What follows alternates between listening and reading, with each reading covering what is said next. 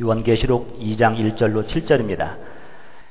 에베소 교회의 사자들에게 편지하라. 오른손에 있는 7뼈를 붙잡고 7금 촛대 사이를 거니시는 이가 이르시되 내가 내 행위와 수고와 내 인내를 알고 또 악한 자들을 용납하지 아니한 것과 자칭 사도라 하되 아닌 자들을 시험하여 그의 거짓된 것을 내가 드러낸 것과 또 내가 참고 내 이름을 위하여 견디고 게으르지 아니한 것을 아노라. 그러나 너를 책망할 것이 있나니 너의 처음 사랑을 버렸느니라. 그러므로 어디서 떨어졌는지를 생각하고 회개하여 처음 행위를 가지라. 만일 그래야지 아니하고 회개하지 아니하면 내가 내게 가서 그의 촛대를 그 자리에서 옮기리라. 오직 내게 이것이 있으니 내가 니고라 당의 행위를 미워하는도다.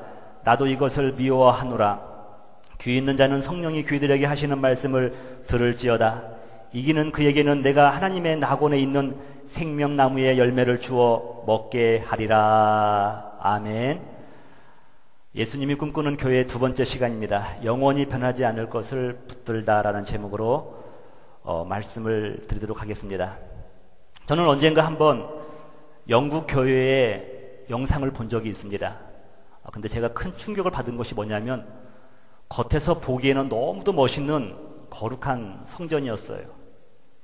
고딕 양식, 수많은 젊은이들이 그런 양식을 보면서 건축의 꿈을 키우지 않습니까? 근데 그 내부를 보여주는데 그 교회의 성전 내부가 젊은이들을 위한 클럽이에요. 바가 있고요, 술을 팔고 한쪽에서는 춤을 추는 겁니다. 그러면서 그들이 뭐라고 인터뷰를 하냐면요, 성전에서 이렇게 먹고 마시고 즐길 수 있다는 것이 얼마나 행운인가, 그런 말을 합니다. 그런 말을 들으면서 제 마음 가운데 한켠에 쓸쓸함이 있더라고요. 한 시대 영국 교회는 전 세계 교회의 모델이었습니다. 성장의 모델이었고 성숙한 교회가 어떤 교회인 것인가를 알려주는 모델이었습니다. 그러나 세월의 흐름 앞에서 그 영광은 사라지고 말았습니다. 왜 그랬을까? 제가 생각해보니까 이거예요. 변하지 않을 것을 붙들어야 되는데 변하는 것을 붙들은 결과라는 생각입니다. 여러분, 변화되는 것을 쫓는 인생들이 있습니다. 젊은이들은요, 유행에 민감합니다. 어떤 가방이 유행인가, 어떤 옷이 트렌드인가, 어떤 컬러가 올해의 유행 컬러인가, 여기에 민감합니다. 여러분, 그런 인생은요, 늘 쫓아가는 인생으로 끝나는 겁니다.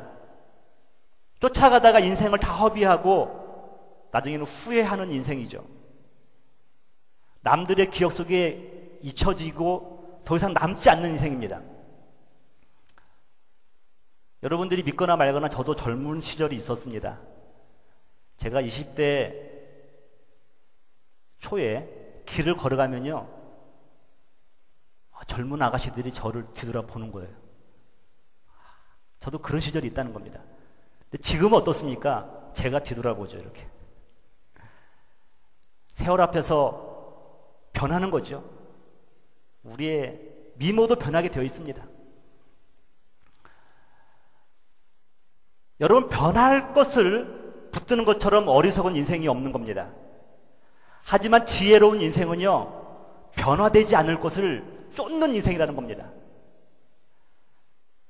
그런 사람들이요, 한편으로는 어리석어 보여요. 한심해 보일 수도 있어요. 그러나 남이 뭐라고든 간에 주님이 기뻐하신다고 한다면 묵묵히 걸어가는 그 인생. 시간이 지날수록요, 그 인생을 통하여서 열매가 드러나기 시작합니다. 때로는 그 사람은 각오 없지만 그 사람을 통하여서 수많은 사람들이 그를 기억하고 있으며 또 그들을 통하여서 인생의 귀한 진리를 보게 된다는 것입니다. 올해 1월 달에는 그 이태석 신부님의 3주기죠. 여러분 잘 아시는 것처럼 존 리, 그런 존리 목사님으로 전 신부님으로 더 알려졌는데요. 여러분 이분에서 잘 알 거예요.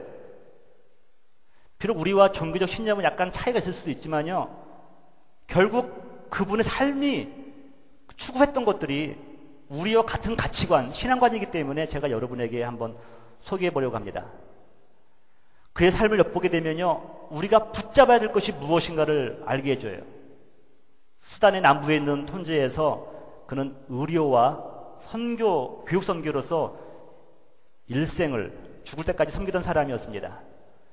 하루에 200에서 300명 환자들을 보면서요, 또 저녁에는 학교를 통하여서 어린 학생들에게 수학과 음악을 가르치면서 그 톤즈 지역을 변화시켜 갑니다. 근데 그가 사역 시작한 지 8년 만에 2008년에 잠깐 한국에 방문했을 때 몸을 검사해 보니까요, 대장암이 발견된 거예요. 그래서 병마와 싸우다가 2010년 1월 달에 그는 이제 하나님의 부름을 받았습니다. 여러분, 그는 각오 없지만 결코 그의 삶이 헛되지 않은 이유, 그 이유는요, 여러분들이 이미 잘 알고 있습니다. 수단이 변할 기미가 보이는 거예요. 이는 한 사람이 영원히 변하지 않을 진리를 붙드는 결과 우리에게 드러나고 있는 그러한 열매들입니다. 여러분, 물이 아래로 흐르듯이 사랑 역시 아래로 흐르는 겁니다. 하나님의 사랑이요, 이 땅으로 흘러왔어요. 우리가 그 사랑을 받고 알지 못하는 사람들에게 사랑을 또 흘러보내는 겁니다. 이것이 진짜 사랑이죠. 한국 사회에서는 특히 없는 사람을 무시하고요, 있는 사람 앞에서는 잘해요. 여러분, 나보다 괜찮은 사람에게 잘하는 것은요, 사랑이 아니에요. 그것은 아부예요. 진짜 사랑은 뭐냐면요, 되돌림을 받을 수 없는 사람이 베푸는 것이 진짜 사랑이라는 겁니다. 마태복음 25장 4절에 보니까 이렇게 말해요. 임금이 대답하여 이르시되 내가 진실로 너희에게 이르노니 너희가 여기 내 형제 중에 지극히 작은 자 하나에게 한 것이 곧 내게 한 것이라 하시고, 여러분들이 주님을 섬긴다고 한다면요, 그걸 뭘로 증명할 수가 있겠습니까? 성경에 보니까 그거예요. 작은 자 하나, 다른 버전에는 소자예요. 소자.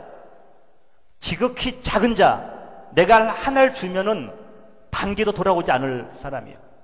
기대할 수 없는 사랑, 그를 사랑하라고 말씀하고 있는 거죠. 그것이 주님 사랑이라는 거죠. 이태석 신부가 이런 고백을 합니다. 나로 하여금 소중한 많은 것들을 뒤로 한 채 이곳까지 오게 한 것도, 후회 없이 기쁘게 살 수 있는 것도 주님의 존재를 체험하게 만드는 나 환자들의 신비로운 힘 때문이다. 그것을 생각하면 그들에게 머리 숙여 감사하게 된다. 톤즈 사람들은요, 졸리를 기뻐하고 감사하죠. 근데 오히려 이태석 신부는요, 그 환자들 때문에 내가 삶의 의미를 발견하였고, 어떻게 사는 삶이 주님이 기뻐하시는 삶인가를 알았고, 그 결과 더 주님을 만나는 신비로운 경험을 했다고 고백하면서 오히려 그들에게 고마워하고 있습니다. 그는 떠나고 없지만요, 그가 영원히 변하지 않는 걸 붙드는 결과 아직도 그들의 수많은 사람들의 마음 가운데서는요, 그는 여전히 살아 숨쉬고 있는 겁니다. 여러분, 우리 교회도 마찬가지입니다. 흐르는 시간 앞에 장사 없는 것처럼요, 교회도 시간이 흐르면은 쇠퇴해 가기 마련이에요. 저는 그 정상이라고 생각을 해요. 한 시대에 쓰임 받는 그 교회가 있고, 시간 지나면요, 사라지는 것이 맞는 것 같아요. 그렇지 않으면은 교회가 우리의 우상이 되기 때문에 그래요. 초대교회는 다 사라지고 없지만, 그러나 여전히 그들이 붙들었던 변하지 않는 진리들은요, 여전히 저와 여러분의 마음을 뜨겁게 하지 않습니까? 무엇을 붙잡느냐에 따라서 우리의 생명이 지속될 수도 있고요, 시간의 흐름 속에 또 건물과 함께 사라지는 또 신앙이 될 수도 있다는 겁니다. 여러분들은 무엇을 붙들고 있습니까? 성경은 분명히 변하지 않는 것이 있음을 저와 여러분에게 알려주고 있어요. 베드로전서 1장에 보니까요, 그러므로 모든 육체는 풀과 같고, 풀이 여러분 한 철밖에 안 되는 거예요. 여러분 인생이 길다고 생각하지 마세요. 풀과 같다고 그랬어요. 모든 영광은 풀의 꽃과 같으니 물 몇 번 안 주면은 꽃은 금방 시드는 겁니다. 풀은 마르고 꽃은 떨어지되 그러나 오직 주의 말씀은 세세토록 있도다 하였으니 너에게 전한 복음이 곧 이 말씀이니라. 변하지 않는 것은 하나님의 말씀이라고 말씀하고 있어요. 여러분, 하나님의 말씀을 붙들었을 때 우리는 변하지 않는 가치 때문에 저와 여러분 사라질지 모르지만 우리의 자손들이 또 주님을 알고 진리를 알고 주님께 예배할 줄 믿습니다. 저와 여러분들이 오늘 붙잡을 것이 뭐냐면요, 하나님의 말씀이라는 것이에요. 왜 말씀이 중요한 거 아십니까? 우리가 어떻게 살아가는 것이 주님이 기뻐하시는 삶이고 진리가 무엇인가를 알려주기 때문에 그래요. 요한 1서 4장 8절에 보니까 사랑하지 아니하는 자는 하나님을 알지 못하나니 이는 하나님은 사랑이시니라. 이 말씀이 없다고 한다면 우리가 어떻게 하나님이 우리를 사랑한다는 것을 알 수가 있겠습니까? 내가 또 이웃을 사랑하지 않으면은 내가 하나님을 사랑하지 않는다는 것을 우리가 어찌할 수가 있겠습니까? 말씀이 우리에게 알려주시는 거예요. 여러분, 교회는 결코 건물을 의미하는 것이 아니라고 제가 지난주에 말씀을 드렸죠. 교회를 교회답게 하는 것, 그건 뭐냐면 다른 거 아니에요.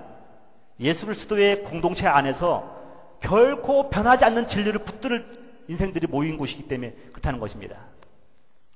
오늘 제가 여러분에게 소개하고 싶은 그 에베소 교회는요, 소아시아 7교회 중에서 첫 번째로 소개되고 있습니다. 학자들이 궁금하게 여긴 거예요. 왜 에베소 교회가 첫 번째 교회일까? 나름대로 막 고민을 많이 했어요.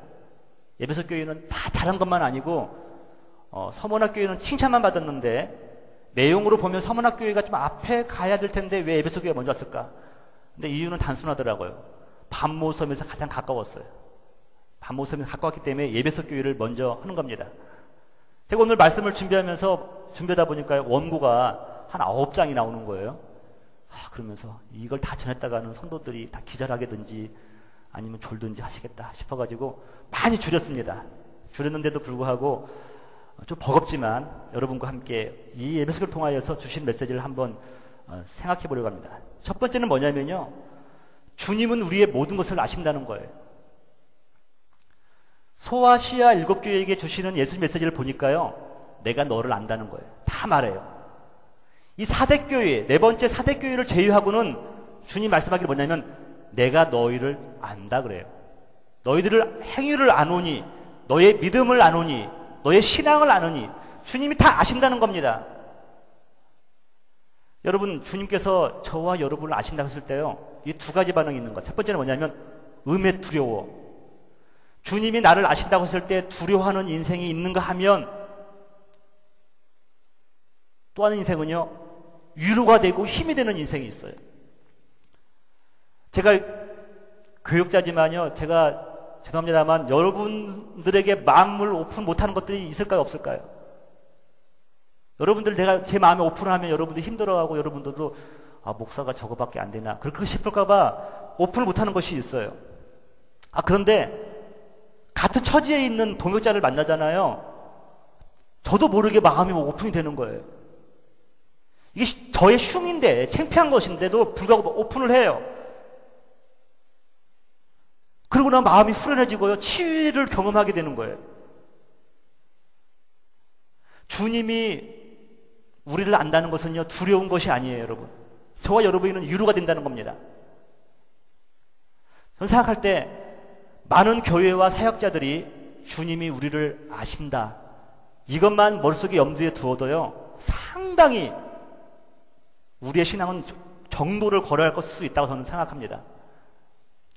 여러분, 주님께서 우리를 아시는데 특징이 하나 있더라고요. 주님은 나의 스왓, 나의 강점과 약점과 또 나의 기회와 나의 위기가 무엇인가를 아신다는 겁니다.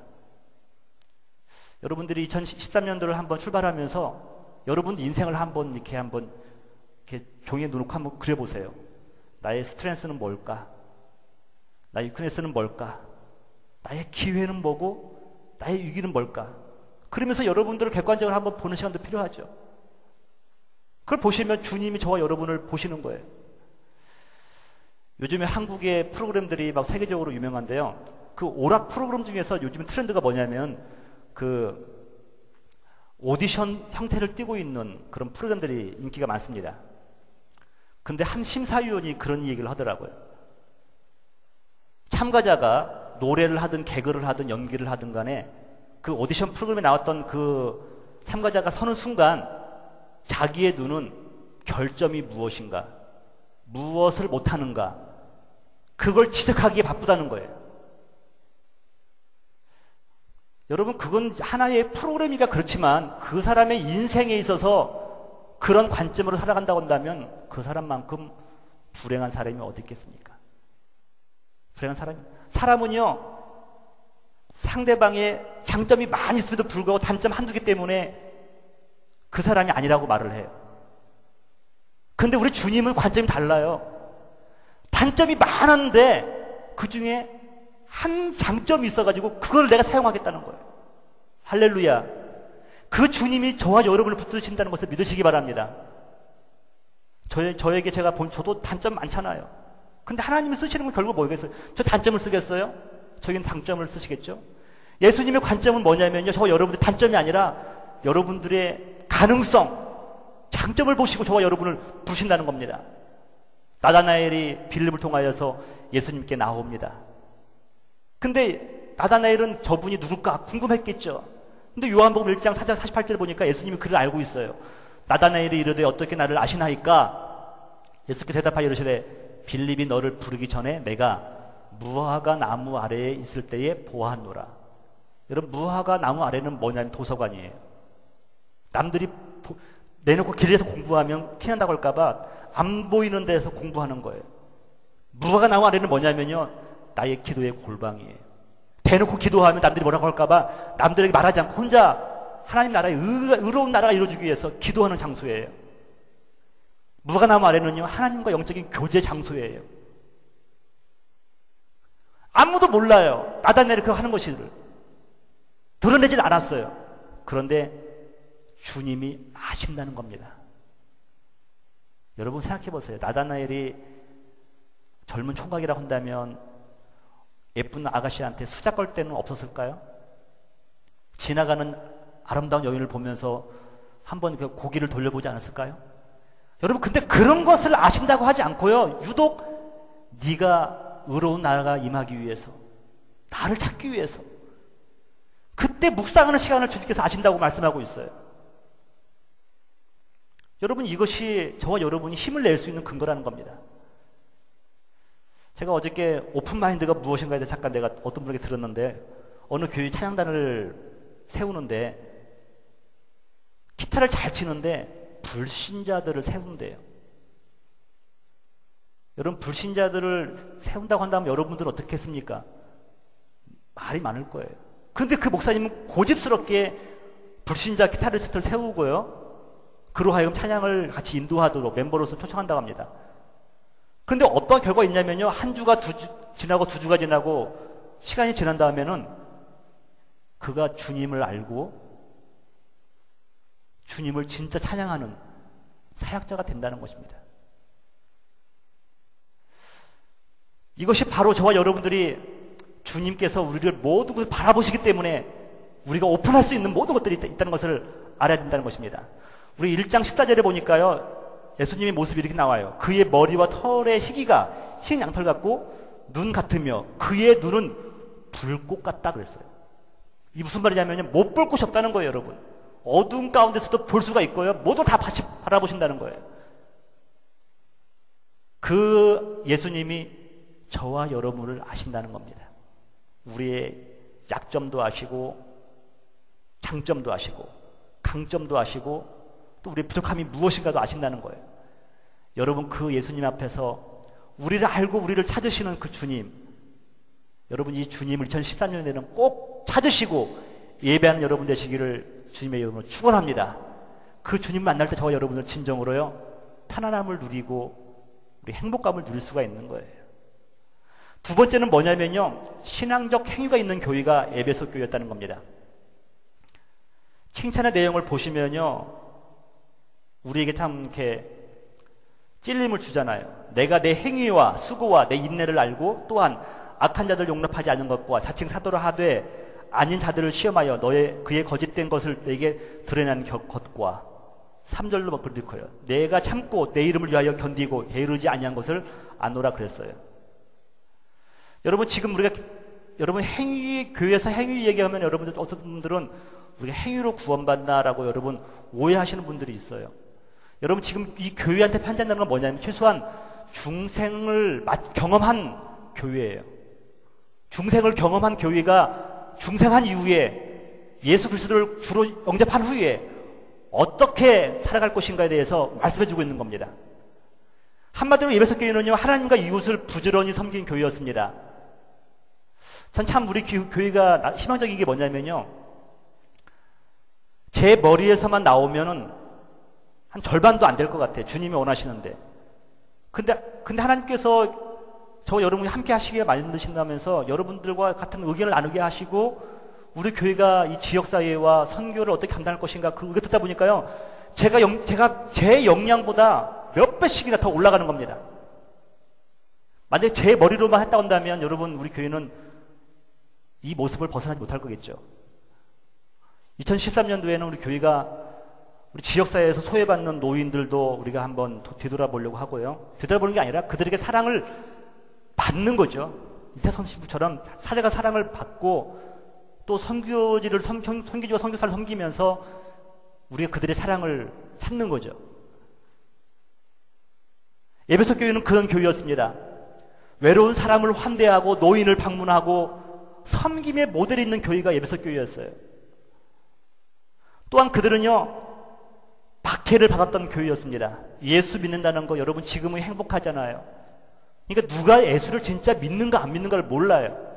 진짜 예수 믿는 것은요, 심한 고통이 왔을 때 비로소 내가 신앙이 있나 없나를 알 수가 있어요. 에베소 교인들은요, 오해를 받았던 사람들입니다. 여러분, 오해받는 것만큼 잠 못 이루게 하는 게 없어요.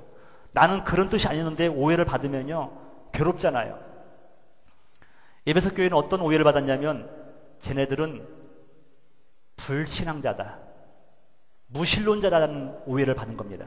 왜냐하면 보이는 로마 황제의 상을 숭상해야 되고 아담의 여신상을 숭상해야 되는데 이 기독교인들은 그렇지 않는 거예요.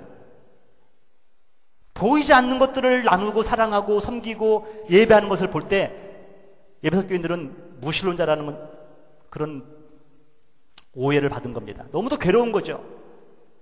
여러분, 아담의 신상을 제가 그림을 준비해봤는데 가슴이 36개나 돼요. 이게 뭘 상징하냐면요, 부유함을 상징하는 거예요. 여러분, 세상 사람들은 아담의 여신상, 다이애나죠, 다이애나 여신상을 통하여서 풍요로움을 꿈꿉니다. 다산을 꿈꿔요. 풍요로움, 바알을 꿈꾸고 아세라 상을 꿈꾸는 거죠. 근데 그런 세상적 가치를 다 버렸기 때문에요, 에베소 교인들은 핍박을 받는 겁니다. 그러나 그런 핍박 중에서도 예수 그리스도를 부인하지도 않았고 진리를 사수합니다. 교회에 거짓 선지자들이 들어오니까요, 그들을 대처하고 그들을 막아냅니다. 니골로 당이라는 사람들이 왔을 때도요, 그들이 우상을 섬기게 했을 때도 그들을 철저하게 분별하는 사람들이었습니다. 거짓을 덮어주는 게 사랑이 아니잖아요. 거짓을 드러나게 했습니다. 참사랑은 악이나 거짓을 덮어주는 것이 아니라 정의가 드러나게 하는 것이 참사랑이었죠. 에베소 교회는 이렇게 실천적인 사랑과 행위가 있었던 교회였습니다. 여러분, 주님은 이것을 분명히 알고요, 칭찬했다는 것을 보게 됩니다. 땅바지 누레교회가 우리는 거듭남의 공동체예요. 예수 그리스도를 주로 신하며 중생을 추구하는 교회입니다. 그런 여러분, 중생에만 머물지 않고요, 이제 성화를 향해서 예수님의 모습을 닮아가기 위해서 한 걸음 한 걸음 나가는 거예요. 진정한 예수 믿는 거, 중생은 뭐냐면요, 내 의식이 변화되는 거 아니에요. 아하가 아니에요. 손과 발이요, 주님을 닮아가는 것이 진정한 리제너레이션, 성화 중생이라는 것을 성경에서는 말씀하고 있습니다. 전 남가주 은혜교회가 저와 여러분들이요, 2013년도에는 신앙적 행위, 신앙적 섬김이 있기를 주님의 이름으로 축복합니다. 내 것을 나눌 수밖에 없어요. 내 시간을 쪼갤 수밖에 없어요. 내 몸을 통해서 섬길 수밖에 없습니다. 그러나 그걸 통하여서 주님이 아신다, 기뻐한다는 것입니다. 2013년도에는 여러분, 중생에 머물지 말고 중생을 더 초월해서 예수님의 모습 닮아가는 성화의 모습에까지 자라나기를 주님의 이름으로 축복합니다. 자, 마지막으로는요, 처음 사랑을 회복해야 될 과제를 갖고 있는 교회가 에베소 교회였습니다. 에베소 교인들이 지금까지 했던 모든 수고와 섬김을요, 한순간에 이것이 진실인가 가짜인가를 가늠할 수 있는 것이 뭐냐면 이거였어요. 너희에게 처음 사랑이 있느냐 없느냐는 거였어요. 모든 칭찬을요, 한 번에 뒤엎을 수 있는 것. 인생 70년생을 살아오면서 쌓았던 모든 명예들을요, 한순간에 뒤집어 엎는 인생들이 있잖아요. 거기에 버금가는 것이 뭐냐면 예수님의 책망이었어요. 2장 4절에 보니까 너희가 처음 사랑을 버렸다. 이 처음 사랑은 첫 번째로는 주님과의 사랑이었죠. 주님과의 사랑이었고, 주님과의 사랑이 어긋나고 나니까 이웃과의 사랑도 어긋나게 되는 겁니다. 그들은 주님의 사랑도 신앙적인 것도 어려워졌고 이웃과도 단절되는 그런 아픔을 경험하게 됩니다. 많은 부분들이 저한테 이런 질문을 해요. 궁금해 하시는 것 같아요. 목사님, 지금 저희 교회가 작고 개척 초기인데 목사님 교회 커지면 변할 거죠? 그게 궁금하세요, 여러분? 많은 분들이 궁금해 하시는 거예요. 왜냐하면 그런 분들을 많이 보았다는 거죠. 그래서 저는 그냥 웃지요. 뭐라고 말하겠어요? 그럼 제가 그냥 속으로 그래요. 제가 변하는지 안 변하는지 끝까지 한번 지켜보세요. 이렇게 속으로 그런 말을 해요. 근데 여러분, 40대는요 패기의 시기입니다. 패기와 정열과 열정이 있는 거예요. 또 50대는요 경험과 지혜가 있는 거예요. 60대에는 노련미가 있고 능수능란함이 있는 겁니다. 시대말로 사람들도 사역도 달라지겠죠, 여러분. 근데 여러분 생각해 보세요. 변한다는 것은, 여러분, 긍정적인 쪽으로 변한다는 것은 장점이라는 거죠. 40대의 목회자가 노련미가 있고요, 능수능란함이 있다고 한다면 여러분 그것만큼 또 어떻게 능구렁이 같은 것이 어디 있겠습니까?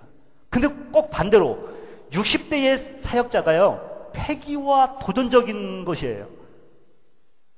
좀 언밸런스 안 느낍니까, 여러분? 60대라고 한다면 이제는 마지막 인생도 그렇지만요 사역도 정리해가면서 차세대의 지도자를 키우면서 물려줄 수 있는 그걸 꿈꾸는 시간이지, 거기서 다시 패기와 도전한다는 것은요 주님이 과연 자기는 자기 만족할지 모르겠지만 그게 안 된다는 거죠. 첫사랑이 식은 사람이 늘 하는 말이 뭐냐면 이거예요. 그때가 좋았어. 그때가 좋았어. 저는 감히 말합니다. 아닙니다. 그때가 아니라 지금 현재가 더 좋아야 된다는 것입니다. 믿으십니까? 내가 과거에 예수님을 더 섬긴 것이 아니라 오늘 예수님을 향한 나의 마음이 더 뜨거워진다는 것을 말씀해 주고 있는 겁니다. 이스라엘 백성들은요 하나님과 첫사랑을 버려버렸어요. 잃어버렸어요. 예레미야를 통해서 주님께서 그 말씀을 하고 있는 거예요. 가서 예루살렘의 귀에 외칠지니라 여호와께서 이와 같이 말씀하기를 내가 너를 위하여 내 청년의 때에 이내와 내 신혼 때에 사랑을 기억하노니 곧 씨 뿌리지 못하는 땅 그 광야에서 나를 따랐습니다. 광야에서 너희들이 나를 어떻게 따랐는가 그걸 기억한다는 거예요. 그런데 그들이 가나안 땅에 정착하면서 풍성해지고 풍요해지고 배불러지고 따뜻해지니까요 하나님의 사랑을 버렸습니다. 첫사랑을 버리고 만 거죠. 처음 사랑이 잃어버리는 순간 기쁨이 사라지게 됩니다. 그 사람의 단점이 보이기 시작하는 거예요. 의무적으로 대하기 시작합니다. 급기야는요 다른 사랑을 또 찾아 헤매게 되어 있어요. 근데 우리의 신랑 되신 예수님은요 신부가 첫사랑을 회복하기를 간절히 기대하십니다. 사랑의 하나님은 그분의 사랑에 반응이 없는 저와 여러분을 보시고요 슬퍼하시는 거죠. 우리 주님은 저와 여러분과의 관계가 더욱더 과거가 아니라 오늘 더 깊어지기를 원하는 거예요. 오늘보다는 내일이, 내 인생의 가장 클라이막스는 다른 날이 아니라 예수님 공중 재림하실 때에, 우리 주님 다시 오실 때에, 천사장의 나팔소리가 들릴 때에 주 예수여 어서 오시옵소서, 우리는 주님을 맞으러 나갈 수 있는 지금보다도 더 나중에 더 좋은 관계, 이것을 주님께서 저와 여러분 통해서 기대하고 있다는 것입니다. 여러분 죄송합니다만 사랑 없이도 사역할 수 있더라고요. 다만 생명력이 사라질 뿐입니다. 열매가 영적이지 못할 뿐이라는 거예요. 제가 첫사랑을 잃어버리고 나니까요, 어떤 그런 경험을 했냐면요, 그 짧은 3년의 그 목회였지만 자꾸 자기 증명의 길로 가는 거예요. 예수님은 결코 자기의 삶 가운데 십자가 위에 올라가셨을 때도 자기의 정당성을 주장하지 않았어요. 자기가 정의롭다는 것을 증명하지 않았어요. 왜냐하면 사랑하기 때문에 그래요. 사랑하면요, 내가 옳다고 주장하지 않아요. 다 받아주는 겁니다. 근데 사랑이 식으니까요, 어느 순간에 나의 정당성을 자꾸 얘기하고 싶은 욕심이 생기는 거예요. 아마 여러분 혹시 3년 동안에 여러분 제가 섬길 때에 제가 성숙하진 모습 만약에 보여주지 못한 거 있다고 한다면 여러분 그냥 긍휼히 여겨주세요. 저도 아직 부족하다 그렇다는 거죠. 여러분 처음 사랑은 뭐냐면 연애하는 사랑입니다. 야곱은 나이를 연애한 까닭에 사랑한 까닭에 7년을 술같이 여겼다 그랬어요. 창세기 29장 20절이에요. 야곱이 나이를 위하여 7년 동안 라반을 봉사하였으나 그를 연애하는 까닭에, 여러분 인생 가운데 처음 사랑이 이거예요. 연애하는 까닭에, 주님을 연애하는 까닭에 교회 오는 것이 기쁘고요, 주님께 드리는 것이 기쁘고요, 선교지에 가는 것이 기쁜 거죠. 연애하는 까닭에, 연애하는 까닭에. 여러분들에게도 그런 열정이 있지 않습니까? 여러분 한 여인을 사랑한 까닭에 얼마나 수고했습니까? 저는 한국교회와 난관전도교회, 이 미주 땅에 있는 모든 한인교회와 미국에 있는 모든 교회, 전 세계에 있는 모든 교회들이 이 처음 사랑을 회복하느냐 못하느냐에 따라서 교회의 운명은 달려있다고 저는 생각합니다. 여러분 말씀을 정리하면서 우리 교회가 세상을 향하여 증명할 수 있는 일이 무엇일까? 이런 교회는 어리석은 것 같아요. 여러분 교회 안에서 내가 믿음이 있다는 걸 증명하지 마세요. 믿는 거 조용히 믿는 거죠. 내가 세상을 향해서 소망이 있다는 것을 증명하는 것만큼 어리석은 것이 없어요. 어떤 분은 교회에 와서 나에게 믿음이 있고 소망이 있다는 것을 증명해요. 그 사실은 뭐냐면 세상을 향해서 우리는 믿음과 소망이 아니라 그리스도의 사랑으로 내가 세상을 섬길 수 있다는 것을 증명하기를 원하는 것이 주님의 뜻이고 세상이 저와 여러분들 향해서 기대하는 것들입니다. 하나님 나라에 가면요, 주님께서 저 여러분에게 이미 저를 왔기 때문에 믿음을 증명하라고 하지 않아요. 우리에게 소망이 있냐고 물어보질 않으셔요. 이미 저와 여러분들은 소망이 주님 만나는 거였잖아요. 근데 영원한 건 뭐냐면요, 사랑이에요. 사랑. 이 사랑만큼은요, 주님 오신 이후에도 끈끈하게 주님과 우리가 영원토록 지속될 것이 바로 사랑이라는 것입니다. 그런즉 믿음, 소망, 사랑 이 세 가지는 항상 있을 것인데 그 중에 제일은 사랑이라 사도 바울이 외치는 겁니다. 2013년도에는 여러분들이 이제 사랑의 근원이 되시기를 주님의 이름으로 축원합니다. 사랑의 근원은 뭐냐면 샘물에 원천이 있는 것처럼 원천에서 흐르는 물이요 한강을 이루는 거예요. 여러분들 작은 사랑이지만요, 여러분들 사랑의 원천이 되어서 흘러갈 때 여러분 때문에 여러분의 배우자가 행복한 겁니다. 자녀들이 행복합니다. 여러분 가정 때문에 여러분 이웃들이 행복한 겁니다. 남가지 은혜했기 때문에 이 땅이요 하나님 나라가 되고요, 하나님이 기뻐하시는 땅이 된다는 것입니다. 사도 요한은 말하죠. 처음 행위를 회복하라. 찾으라는 겁니다. 어디서 떨어져 있는 걸 찾아서 다시 그 마음을 회복하라고 말씀하고 있는 겁니다. 우리에게 주시는 경고의 말씀이 이거예요. 고집스럽게 예수님을 사랑하지 않는다면 불은 꺼지고 만다는 것입니다.